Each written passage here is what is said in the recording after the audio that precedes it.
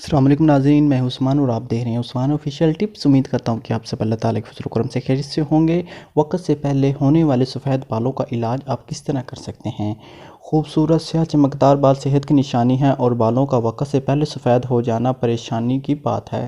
लेकिन सफ़ेद बालों को स्याह करने के लिए केमिकल से भरपूर बाज़ारी मसनूआत के इस्तेमाल से बचना चाहिए, क्योंकि इसका आसान और सस्ता हल आपके घर में दस्तयाब है। बालों को स्याह करने वाला ये मुजब नुस्खा तैयार करने के लिए आपको सिर्फ 3 चीज़ें दरकार होंगी। पहले नंबर पर लेमन का रस, दूसरे नंबर पर आंवले का पाउडर और दूसरे नंबर पर साफ़ पानी। 4 चम्मच आंवले के पाउडर में 2 चम्मच पानी और 1 लेमन का रस शामिल कर लें।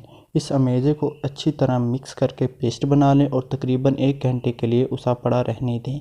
अब ये पेस्ट बालों में लगाने से के लिए बिल्कुल तैयार है।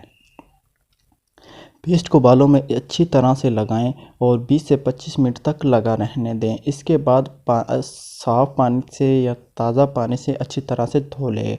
ख्याल रहे कि साबुन या शैम्पू इस्तेमाल ना करें और कोशिश करें कि इस नुस्खे के इस्तेमाल के दौरान साबुन या शैम्पू से परहेज़ ही करें।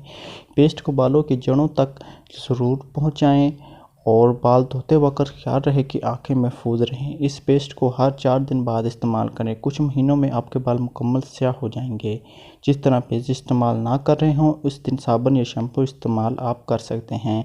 तो नाज़रीन, ये कुछ इस तरह की टिप्स है जिसको आप इस्तेमाल करते हुए वक्त से पहले होने वाले सफ़ेद बालों का इलाज आसानी से घर पर मौजूद इन चीज़ों से कर सकते हैं, जो बिल्कुल आसान भी है और बिल्कुल फ्री भी है।